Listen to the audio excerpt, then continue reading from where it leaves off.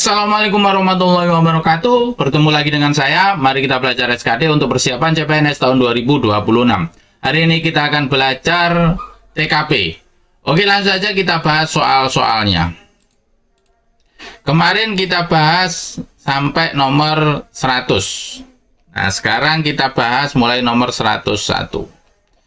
101 mana? 60, 70-an, 80-an, 90-an, 100. Nah, ini dia 101.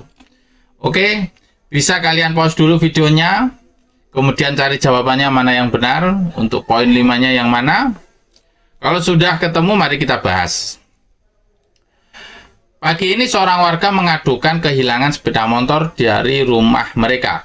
Ia yakin bahwa tadi malam ada maling masuk ke rumahnya. Sikap Anda sebagai kepala desa adalah sikap Anda sebagai kepala desa. Nah, ini dia. Sebagai kepala desa, masalahnya adalah ada maling masuk ke rumah. A meminta warga mengalami kehilangan untuk membuat laporan ke polisi dan memberikan informasi kepada warga lain untuk lebih waspada. Warga yang mengalami kehilangan untuk membuat laporan ke polisi dan memberikan informasi kepada warga lain untuk lebih waspada. Kita sebagai kepala desa. B meminta bantuan dari pihak kepolisian untuk melakukan penyelidikan dan pengawasan di lingkungan tersebut. C melakukan pertemuan darurat dengan warga untuk membahas kejadian tersebut dan mencari solusi bersama untuk mencegah terjadinya kehilangan yang lebih lanjut. D meminta bantuan dari petugas Siskampling untuk meningkatkan patroli dan pengawasan di lingkungan tersebut, terutama di malam hari. E meminta warga untuk meningkatkan keamanan rumah masing-masing seperti memasang kunci ganda dan CCTV. Kemalingan berarti harus lapor polisi. Meminta bantuan dari pihak polisi untuk melakukan penyelidikan dan pengawasan di lingkungan tersebut. Nah, ini untuk poin 5. Kemudian untuk poin 4, ini poin 4, poin 3-nya ini, sedangkan poin 2-nya ini, poin 1-nya adalah ini. Nah, nomor 202. Kalian pause dulu, kalian cari jawabannya kira-kira yang benar yang mana. Kalau sudah ketemu, mari kita bahas. Anda adalah seorang ASN yang bertugas sebagai tenaga administrasi di sebuah sekolah negeri yang memiliki siswa dari berbagai latar belakang budaya dan agama. Beberapa siswa sering merasa kurang nyaman karena perbedaan kebiasaan seperti cara berpakaian, makanan, dan bahasa yang digunakan dalam percakapan sehari-hari. Hal ini mulai menimbulkan skat sosial di antara mereka. Sikap Anda adalah Anda sebagai seorang ASN bertugas sebagai tenaga administrasi. Masalahnya ini beberapa siswa sering merasa kurang nyaman karena perbedaan kebiasaan seperti cara pakaian, makanan, bahasa yang digunakan dalam sehari-hari. Kita sebagai ASN tenaga administrasi, apa yang harus kita lakukan? Memberikan edukasi kepada siswa melalui berbagai kegiatan yang mengajarkan toleransi dan keberagaman. Oke, bagus. B mengajak guru dan staf sekolah untuk secara aktif mengingatkan siswa agar menghormati perbedaan yang ada. Oke, bagus. Dia menyelenggarakan program pertukaran budaya di sekolah agar siswa dapat saling mengenal dan memahami perbedaan mereka. Bagus. Menganjurkan siswa untuk lebih fokus pada akademik daripada memikirkan perbedaan budaya agar tidak menimbulkan konflik. Bagus juga. Tidak ikut campur dalam permasalahan ini karena tugas utama ASN di sekolah lebih pada administrasi, bukan urusan sosial. Nah, ini tidak bagus. Berarti ini kalau ABCD bagus, berarti ini poinnya 1.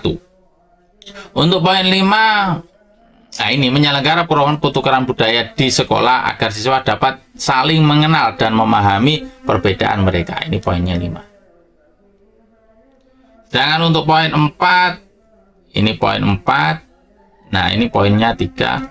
Berarti ini poinnya 2, ini 1. Nomor 102 jawabannya C.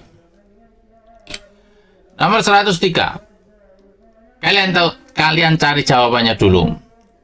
Sudah ketemu? Kalau sudah ketemu, mari kita bahas. Anda baru saja ditugaskan sebagai staf administrasi di sebuah perguruan tinggi yang memiliki budaya kerja yang berbeda dengan tempat tugas sebelumnya. Nah ini, staf administrasi berbeda dengan tempat tugas sebelumnya. Beberapa kebiasaan di kampus ini seperti cara komunikasi, sistem kerja, dan norma sosial terasa asing bagi Anda. Anda merasa sedikit kesulitan menyesuaikan diri. Apa langkah yang akan Anda ambil? Ini sosial budaya gini. Ya nimbrung. A berusaha memahami budaya kerja di kampus dengan berinteraksi lebih aktif. Nah ini, berinteraksi lebih aktif dan terbuka terhadap masukan dari rekan kerja. Berinteraksi lebih aktif, nimbrung. Nah ini bagus, ini solutif. B. Mempelajari tata aturan kampus secara mandiri sebelum mulai menyesuaikan diri dengan lingkungan sekitar. Ini bagus, tapi mempelajari ini, kalau yang A itu langsung berinteraksi, ini lebih praktek secara langsung. Bagus yang A. C. Menjalankan tugas sebaik mungkin tanpa perlu memikirkan adaptasi budaya agar tetap profesional. Ini nggak bagus, ini sosial budayanya ini nggak berjalan. Dia menghindari keterlibatan dalam budaya kerja kampus yang berbeda untuk mengurangi resiko salah langkah. Ini juga sosial budayanya nggak ada. E. Tetap bekerja dengan cara yang biasa dilakukan di tempat sebelumnya karena merasa tidak perlu menyesuaikan diri terlalu banyak. Ini juga nggak bagus, ini sosial budayanya nggak ada. Antara A dan B, bagusan yang A, poinnya 5, sedangkan poinnya 4 ini berarti. Untuk poin 3 ini, poin 2 ini, poin 1 ini. Nah, lanjut nomor 104. Kalian cari poin 5-nya yang mana dulu. Bisa kalian pause dulu. Kalau sudah ketemu, mari kita bahas. Anda adalah seorang ASN yang bekerja di kantor pemerintahan daerah. Suatu hari Anda menemukan bahwa beberapa kolega di kantor mulai menyebarkan paham yang bertentangan dengan nilai-nilai Pancasila, seperti intoleransi terhadap kelompok lain dan ajakan untuk menolak keberagaman. Bagaimana sikap Anda? Nah ini, beberapa kolega di kantor mulai menyebarkan paham yang bertentangan dengan nilai-nilai Pancasila. Bertentangan dengan nilai Pancasila. Bagaimana sikap Anda? A. Mengajak mereka berdiskusi secara terbuka untuk memahami perspektif mereka sebelum mengambil langkah lebih lanjut. Ini bagus. B. Menjaga jarak dari mereka agar tidak terlibat dalam diskusi yang berpotensi memicu konflik di lingkungan kerja. Menjaga jarak, ini nggak bagus, ini nggak ada interaksi. C. Membiarkan mereka selama tidak ada tindakan nyata yang mengancam persatuan di kantor. Ini juga tidak ada interaksi. Dia melaporkan kejadian ini kepada atasan atau pihak berwenang agar dapat disegera ditindaklanjuti. Nah, ini bagus, ini solutif. E. Mengajak mereka untuk lebih memahami nilai-nilai Pancasila melalui kegiatan yang positif dan edukatif di luar jam kerja. Nah, ini bagus juga ini. Tapi yang bagus itu melaporkan kejadian ini kepada atasan. Nah, ini untuk poin 5-nya. Untuk poin 4-nya antara A dan E. Nah ini poin 4, sedangkan ini poin 3. Nah, antara B dan C ini poin 1 dan 2 berarti. Ini poin 1, sedangkan ini poin 2. 105. Sebagai ASN, Anda sering berinteraksi dengan masyarakat dalam memberikan pelayanan publik. Suatu ketika, Anda mendapati sekelompok masyarakat yang menunjukkan sikap tidak toleran terhadap kelompok lain. Bahkan mulai menyebarkan narasi kebencian. Sebagai ASN yang profesional, bagaimana Anda menyikapi hal ini? Permasalahannya, Anda sering berinteraksi dengan masyarakat dalam pelayanan publik. Suatu ketika Anda mendapati sekelompok masyarakat yang menunjukkan sikap tidak toleran. Oke. Tidak toleran ya. A. Mengajak kelompok tersebut berdiskusi dengan pendekatan persuasif untuk memahami perspektif mereka sebelum memberikan penjelasan mengenai nilai-nilai kebangsaan. Oke, bagus juga. B. Melaporkan kepada pihak berwenang agar mereka mendapatkan pembinaan lebih lanjut sesuai dengan aturan yang berlaku. Ini bagus juga. C. Tidak ikut campur karena Anda merasa bukan tugas ASN untuk menangani perbedaan ideologi dalam masyarakat. Ini tidak aktif, kayak tidak memiliki tanggung jawab. Ini nggak bagus. Dia menghindari konfrontasi langsung dengan kelompok tersebut dan fokus pada tugas utama Anda dalam melayani pelayanan publik. Ini nggak bagus juga. Memberikan pemahaman yang lebih luas tentang pentingnya kebinekaan dan moderasi beragama tanpa menghakimi atau menyudutkan mereka. Ini juga bagus. Berarti antara A, B, dan E. Kira-kira mana yang mana? A, B. Nah, ini yang poin 5-nya adalah yang E. Kenapa? Karena memberikan pemahaman yang lebih luas tentang pentingnya kebinekaan dan moderasi beragama tanpa menghakimi atau menyudutkan mereka. Ini yang penting. Tanpa menghakimi atau menyudutkan mereka. Memberikan pemahaman tentang kebinekaan itu untuk persatuan berarti. Moderasi beragama itu juga untuk persatuan. Kebinekaan itu untuk persatuan. Moderasi ya jangan sampai ada pertengkaran, ada konflik. Nah, di situ. Berarti poin 5-nya adalah E. Untuk poin 4. Untuk poin 4-nya itu berarti ini poin 4. Berarti ini poin 3. Nah, antara C dan D ini poinnya 1 atau 2. Berarti ini 1, ini 2. 105E jawabannya. Lanjut nomor 106. Anda bekerja di sebuah instansi pemerintah dan mendengar kabar bahwa salah satu rekan kerja Anda terindikasi sebagai simpatisan organisasi terlarang yang berpaham komunisme. Ia tidak secara terang-terangan menyebarkan ideologi tersebut, tetapi sering berbicara tentang pentingnya perubahan sistem pemerintahan dengan pendekatan ideologi yang berbeda dari Pancasila. Apa langkah terbaik yang Anda ambil? Tentang pentingnya perubahan sistem. Nah, ini penjelasan. Perubahan sistem pemerintahan dengan pendekatan ideologi yang berbeda dari Pancasila. Ya, tidak secara terang-terangan. Nah, poinnya ada 2. Tidak secara terang-terangan. A. Mengonfirmasi informasi tersebut dengan rekan kerja yang bersangkutan dan menegaskan bahwa sebagai ASN ia wajib menjunjung tinggi ideologi negara. Nah, dikonfirmasi apakah temannya itu sudah berlawanan dengan ideologi Pancasila atau tidak. Terus habis itu memperingati ia wajib menjunjung tinggi ideologi negara. Itu bagus. B. Langsung melaporkan indikasi tersebut kepada pihak berwenang untuk dilakukan penyelidikan lebih lanjut. Ini juga bagus. Tapi buru-buru langsung melaporkan indikasi tersebut kepada pihak berwenang. Nah, langsung. C. Mengabaikan informasi tersebut karena tidak ada bukti kuat bahwa ia benar-benar mendukung organisasi terlarang. Ini nggak bagus ini. Tidak aktif. D. Membicarakan isu ini dengan rekan-rekan kerja lain agar mereka juga waspada terhadap potensi penyebaran ideologi tersebut. Terus tanggapan kepada temannya yang yang berbicara dengan membicarakan tentang perubahan ideologi Pancasila gimana? Nah, kan nggak ada, malah yang dibahas temannya. Nggak bagus. E. Mengawasi gerak-gerik rekan tersebut terlebih dahulu sebelum mengambil keputusan untuk melaporkan. Mengawasi. Oke lah. Antara A, B, dan E. Nah, untuk poin 5 kalau saya ini. Mengkonfirmasi terlebih dahulu, kemudian memberi wejangan bahwa menjunjung tinggi ideologi negara itu harus kita lakukan. Wah, itu hukumnya wajib. Yang B, kenapa yang B tidak 5? Soalnya di sini langsung melaporkan indikasi tersebut ke pihak berwenang, sedangkan di teks ia tidak secara terang-terangan, masih belum terang-terangan, tidak terang-terangan, bisa saja itu hanya obrolan, ya bukan, gitu ya.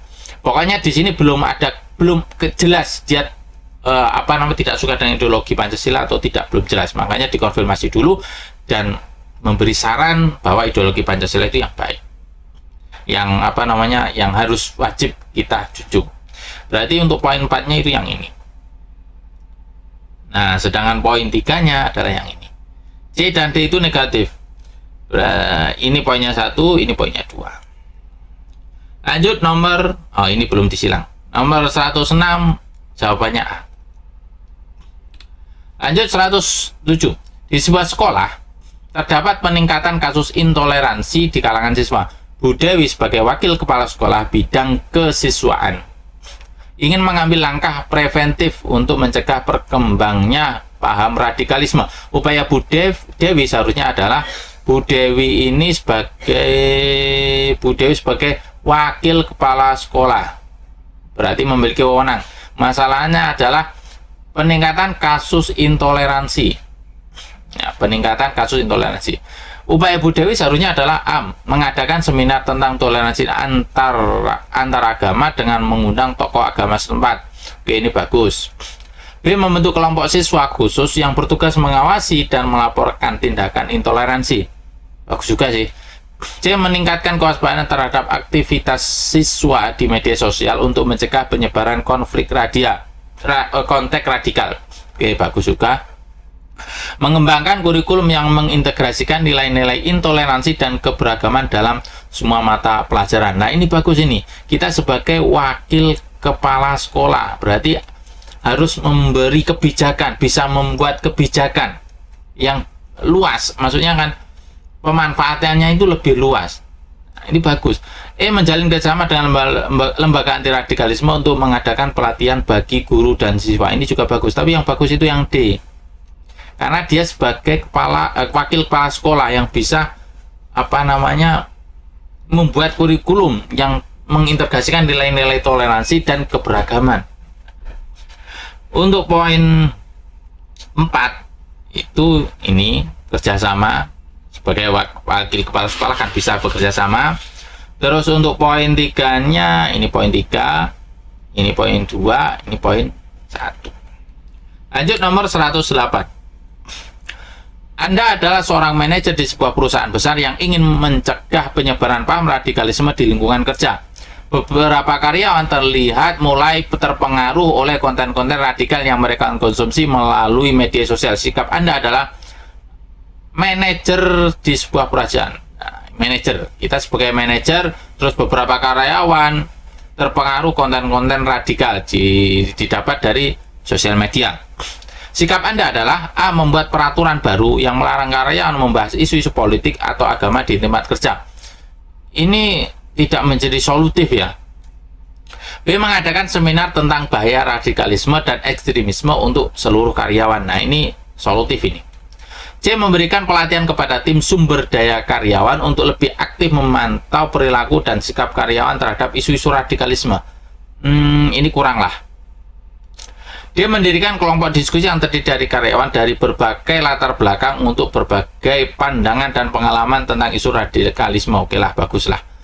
Menyediakan sumber informasi yang dapat dipercaya tentang radikalisme dan cara menghadapinya kepada seluruh karyawan. Masih kurang lah kalau. Untuk poin 5-nya itu yang ini. Yang positif, jelas-jelas positif itu yang B. Jadi jawabannya nomor 108 adalah yang B. Untuk poin 4 itu adalah yang ini, poin 4. Terus ini poin 3. Sedangkan poin 2-nya adalah ini. Poin 1-nya adalah ini. Oke, lanjut nomor 9.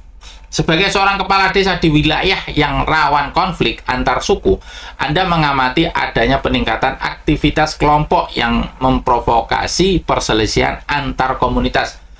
Anak-anak muda mulai terpengaruh oleh provokasi tersebut. Upaya Anda dalam mencegah eskalasi konflik adalah berarti upaya mencegah konflik semakin luas. Bagaimana? Permasalahannya, kita sebagai kepala desa. Permasalahannya, rawan konflik antar suku. Nah, A. Mengadakan pertemuan dengan tokoh masyarakat dan tokoh agama untuk membahas upaya pencegahan konflik. Oke, bagus. Ada pencegahan konflik. B. Menggunakan akun media sosial desa untuk mengedukasi warga tentang pentingnya menjaga kerukunan antar suku. Ini juga bagus. C. Membentuk kelompok kerja masyarakat yang bertugas memantau dan melaporkan potensi konflik antar warga. Oke, solusi juga, tapi belum efektif kalau menurut saya. Membentuk kelompok kerja masyarakat yang bertugas memantau dan melaporkan potensi konflik. D. Melaporkan situasi tersebut kepada pihak berwenang dan meminta mereka untuk meningkatkan pengamanan di desa. B. Bagus juga. Tapi yang E ini apa ya? Bukan solusi penyelesaian, bukan pencegahan juga, hanya untuk melindungi, hanya untuk perlindungan sajalah. Menurutku kurang lah. E. Mengusulkan program pembinaan pemuda yang berfokus pada persatuan, kerjasama, dan pemahaman antar budayanya. Inilah maksud saya. Maksud saya itu yang D itu melaporkan situasi tersebut kepada pihak berwenang dan meminta mereka untuk meningkatkan pengamanan di desa. Bukan edukasi itulah bukan mengarah ke sadar diri. Kalau menurut saya itu nggak pas. Jadi antara A, B, dan E. Kalau menurut saya yang bagus itu yang E. Poin 5-nya adalah yang E. Kenapa? Karena di sini mengusulkan program pembinaan pemuda yang berfokus pada persatuan, kerjasama, dan pemahaman antar budaya. Jadi dari internalnya manusianya itu dibina, kalau sudah pemudanya itu bisa bersatu kan lebih enak daripada pemudanya kalau yang C dan D ini kan tidak mengarah memperbaiki pemudanya, hanya untuk melindungi diri gitu loh. Nah, jadi yang bagus itu yang E. Untuk poin 4-nya itu adalah yang ini, sedangkan poin 3-nya itu yang C. Sedangkan poin 2-nya ini poin 2, ini poin 1. 110. Untuk tahun ini, pemerintah telah menetapkan 1 Ramadan jatuh pada hari Selasa. Sementara itu, organisasi atau aliran yang Anda yakini menetapkan 1 Ramadan jatuh pada hari Rabu. Sikap Anda sebagai ASN dalam menyikapi perbedaan tersebut adalah, kita sebagai ASN, keyakinan kita, 1 Ramadan jatuh pada hari Rabu, 1 Ramadan jatuh pada hari Selasa. Sikap kita gimana? Sikap Anda sebagai ASN bagaimana? Berlapang dada atas perbedaan yang terjadi dan tetap mengikuti aliran yang Anda yakini benar. Bagus. Berlapang dada. B. Membuat unggahan di media sosial yang mengkritik keputusan pemerintah bahwa mereka telah keliru dalam penetapan 1 Ramadan. Mengkritik pemerintah, nggak bagus. C. Mengikuti aliran yang Anda yakini dan tetap menghormati keputusan pemerintah. Nah, ini bagus ini, Sol. D. Mengajak keluarga dan teman-teman untuk mengikuti aliran yang Anda yakini. Ini memaksa. E. Mengikuti keputusan pemerintah karena Anda juga merupakan seorang ASN. Ini tengah-tengah lah. Jadi untuk poin 5 itu adalah mengikuti aliran yang diyakini tetapi tetap menghormati pemerintah. Untuk yang poin 4 itu yang ini. Karena di sini penjelasan berlapang dada atas perbedaan yang terjadi dan tetap mengikuti aliran yang yakini. Dari segi bahasa itu lebih bagusan yang C. Mengikuti aliran dan menghormati. Kalau yang A itu berlapang dada. Nah, jadi menghormati sama lapang dada itu ya lebih pas yang menghormati pemerintah. Untuk poin 3 itu yang ini, poin 3. Antara B dan D ini terlihat nggak baik ini. Ini 2, sedangkan ini 1, mengkritik pemerintah. Jadi nomor 10 jawabannya adalah yang C, mengikuti aliran yang Anda yakini dan tetap menghormati keputusan pemerintah.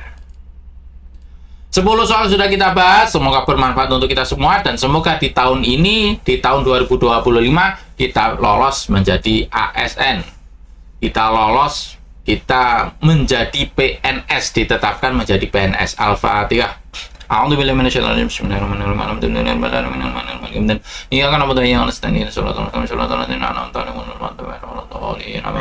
Terima kasih, saya akhiri. Assalamualaikum warahmatullahi wabarakatuh.